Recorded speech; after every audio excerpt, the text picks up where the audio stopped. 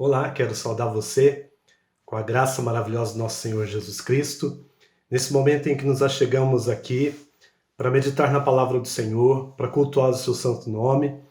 Nesse momento de crise, de pandemia que nós estamos vivenciando, temos procurado sempre à luz da palavra de Deus trazer aquilo que ele diz, aquilo que o Senhor tem a nos ensinar nesses momentos. E mais uma vez nós conseguimos extrair um texto que pode nos auxiliar a vivenciar esses dias difíceis. Eu convido você, nesse momento, a abrir a sua Bíblia no Evangelho de Lucas, no capítulo 17, de 11 a 19. Evangelho de Lucas, capítulo 17, de 11 a 19.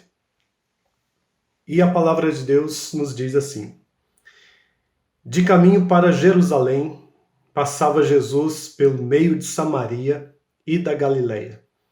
Ao entrar numa aldeia, saíram-lhe ao encontro 10 leprosos, que ficaram de longe e lhe gritaram, dizendo: Jesus, mestre, compadece-te de nós. Ao vê-los, disse-lhes Jesus: Ide e mostrai-vos aos sacerdotes. Aconteceu que, indo eles, foram purificados. Um dos 10, vendo que fora curado, voltou dando glória a Deus em alta voz, e prostrou-se com o rosto em terra aos pés de Jesus, agradecendo-lhe, e este era samaritano. Então Jesus lhe perguntou: Não eram 10 os que foram curados? Onde estão os 9? Não houve, porventura, quem voltasse para dar glória a Deus, senão esse estrangeiro? E disse-lhe: Levanta-te e vai, a tua fé te salvou. Vamos orar? Senhor, nós queremos agradecer por esse momento em que o Senhor nos concede o privilégio de ter a sua palavra em nossas mãos. E eu clamo a Deus para que nesse momento, em nome de Jesus, o teu Santo Espírito esteja abrindo cada mente e cada coração, para que assim, ó Deus, nós tenhamos o conhecimento, mas também, ó Deus, não somente o conhecimento no nosso intelecto, mas principalmente, ó Pai, trazendo a Tua palavra para os nossos dias e procurando, Deus, entender a Tua vontade e aplicar essa mesma palavra no nosso viver. Clamamos a Tua bênção sobre cada um, ó Deus, que nesse momento se achega aqui. Eu clamo a Deus para que a paz do Senhor inunde a cada coração. Em Teu nome que oramos. Amém. Uma pergunta que eu quero fazer para você, em meio a todo esse caos que nós estamos passando, de doença, de reclusão social, aos poucos, muito aos poucos, a gente começa a ver uma pequena movimentação, uma conscientização das pessoas, uma conscientização das lideranças, procurando um meio para conciliar não somente a questão da enfermidade e tomar o cuidado, todos os cuidados necessários em relação a essa enfermidade, mas por outro lado também há uma preocupação muito grande em relação à parte financeira. Então começa-se esses movimentos de repente algumas lojas ou alguns setores já permitirem serem abertos ou voltarem ao funcionamento, e assim, aos poucos, com todos os cuidados, com todos os requisitos, a vida vai continuando. Mas nesse momento eu quero lançar uma pergunta para nós refletirmos. A pergunta é: qual será a nossa postura quando terminar essa pandemia? Qual será a nossa postura ao terminar essa pandemia? Porque no momento a gente está vendo todo mundo preocupado, todo mundo tenso, todo mundo angustiado, principalmente no começo, quando estava sendo difícil de compreender tudo o que estava acontecendo. A gente viu vários movimentos de busca a Deus, de sair no seu prédio, na janela, faça uma oração, cante um louvor, agradeça aos médicos, agradeça àqueles que estão trabalhando, para que eu e você possamos ficar em casa. Ok, está se passando esse primeiro momento, a conscientização está sendo feita, as igrejas com os templos ainda fechados, a busca está sendo feita por aqui, os pastores estão tendo que se virar, os líderes estão tendo que se virar em meio às mídias e às redes sociais. Mas nesse momento, essa palavra ela é oportuna porque nos faz pensar exatamente isso. Nesse momento nós estamos clamando a Deus para que Deus tenha misericórdia, para que Deus afaste essa pandemia, essa doença. A pergunta é: o que será feito depois? Nós estamos num texto em que mostra que os 10 leprosos também estavam vivendo um isolamento social. Por causa da lepra e daquilo que a lei dizia a respeito da lepra, eles perderam com isso o vínculo familiar, porque não podiam estar envolvidos com os seus entes queridos na mesma casa. Eles perderam o vínculo religioso, eles não poderiam congregar no mesmo lugar que os outros, eles perderam o vínculo social, não podiam mais estar e andar perfeitamente nas ruas, em movimento com as demais pessoas, e eles perderam também o vínculo econômico, porque não poderiam mais trabalhar, não era permitido trabalhar, não era permitido então viver juntamente com as outras pessoas. Com isso, eles estavam vivendo esse isolamento social, diferente do nosso, que você tem os cuidados, lavar as mãos com sabão, água, também com álcool gel, usando a máscara, tudo aquilo que é necessário. Naquela época não tinha nada disso, a lepra não permitia esse tipo de coisa, ao contrário, os leprosos daquela época eles viviam desprezados, rejeitados, eles viviam à margem da sociedade, sem esperança alguma de cura. Ao contrário, em alguns casos, o que restava para eles era apenas aguardar de fato a morte chegar. E um dia, a sorte desses 10 leprosos ela foi mudada. Porque quando Jesus estava passando na divisa da Galileia e da Samaria, esses leprosos, ao avistarem Jesus, e de repente por ter um conhecimento daquilo que Jesus já havia feito, pelos seus milagres que já havia operado, eles começam então a clamar o nome de Jesus.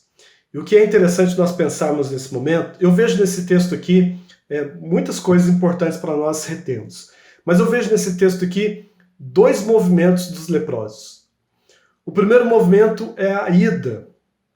E a palavra de Deus mostra aqui, no versículo 12, ao entrar numa aldeia, saíram-lhe ao encontro 10 leprosos. Esse é o primeiro movimento, então, em que eles saem ao encontro de Jesus. E eu vejo nesse primeiro movimento uma atitude. Eles clamam a Jesus. A palavra de Deus diz aqui que eles ficaram de longe e lhe gritaram dizendo: Jesus, mestre, compadece-te de nós.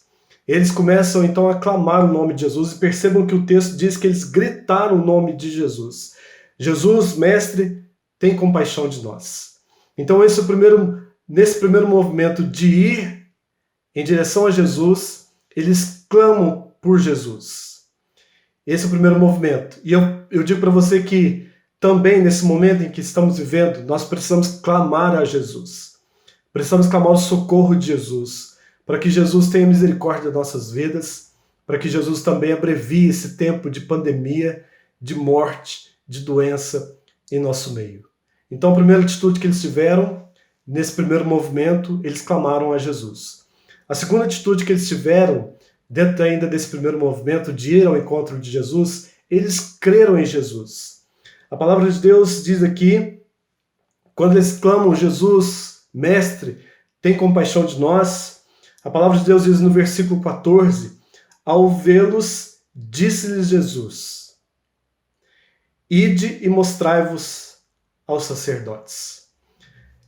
Esse momento em que Jesus dá essa ordem, ao contrário de outros momentos em que Jesus chega, em que Jesus toca, ou Jesus dá uma ordem, enfim, esse momento agora, Jesus dá apenas uma ordem. Eles estão de longe, eles mantêm essa distância de Jesus, eles gritam por Jesus, e nesse momento agora eles precisam de fé, porque Jesus deu essa ordem para eles: ide e mostrai-vos ao sacerdote. E nós precisamos, nesse primeiro momento também, não somente clamar por Jesus, mas nós precisamos crer em Jesus. Não adianta nada você clamar, não adianta nada você orar se você não tem fé em Jesus. E a terceira atitude que eu vejo nesse primeiro movimento é que eles obedecem a Jesus. Eles ouviram Jesus dizer para eles: ide-vos e mostrai-vos aos sacerdotes. Eles poderiam ter ficado chateados com Jesus, eles poderiam dizer, mas ele nem sequer deu a importância para nós, ele não veio até nós, ele não tocou em nós. Mas Jesus dá uma ordem. Eles clamaram, eles creram e eles obedeceram à voz de Jesus. O texto diz aqui, no versículo 14 ainda, aconteceu que indo eles foram purificados. Indo eles entenderam que bastou uma voz, a ordenança de Jesus, e essa ordenança foi necessária e suficiente, não somente para que eles crescem, mas também e principalmente para eles obedecerem. E o que acontece nesse momento em que eles estão indo, a palavra de Deus diz que eles foram purificados. O milagre aconteceu não quando eles chegaram nos sacerdotes. O milagre aconteceu quando eles estavam a caminho de um encontro aos sacerdotes. E nós precisamos também disso. Nós precisamos clamar, nós precisamos crer, nós precisamos obedecer. E o resultado que a gente vê nesse texto é que eles foram curados. Não adianta você clamar se você não crer. Não adianta você clamar e crer, mas você não obedecer a palavra do Senhor. E creia que aquilo que está destinado à palavra do Senhor, as promessas do Senhor, vão se cumprir na minha vida e na sua vida. Esse é o primeiro movimento que eu vejo. A partir de agora, a gente vê um segundo movimento que eu posso chamar de o movimento da volta. O primeiro movimento foi da ida, eles foram até Jesus.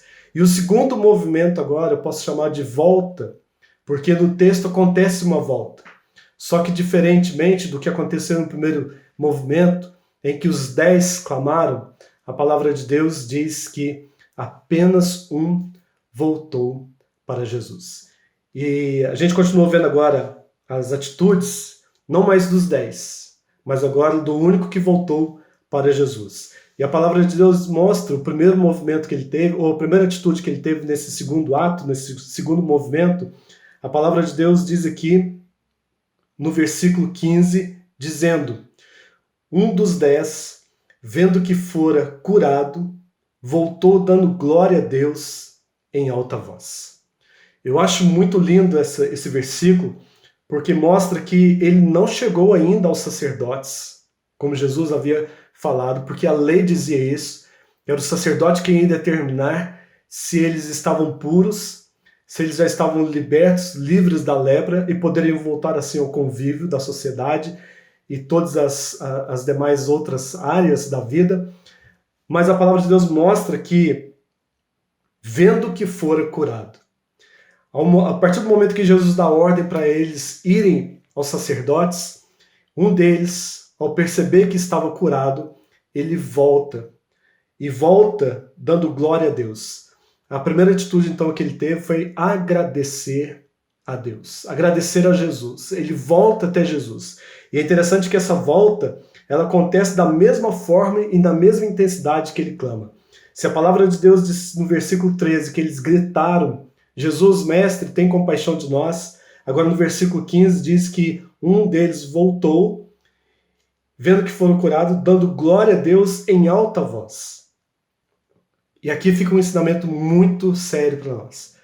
Na mesma intensidade que nós clamamos, que nós cremos, que nós obedecemos, nós precisamos agora também agradecer a Jesus. Na mesma intensidade.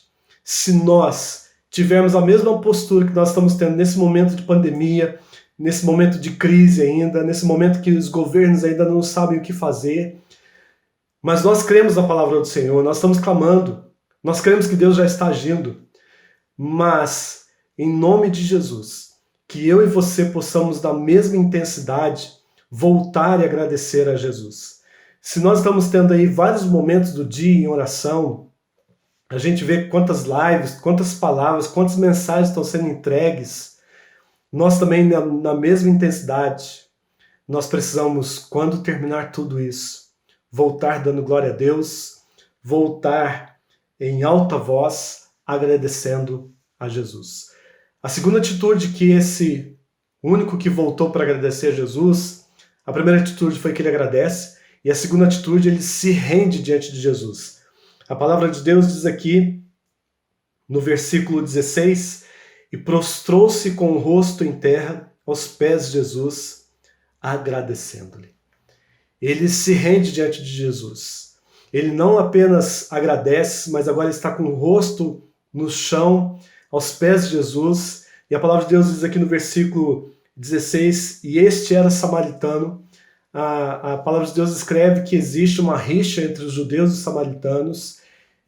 Os judeus consideram os samaritanos uma raça miscigenada e por isso consideram eles impuros.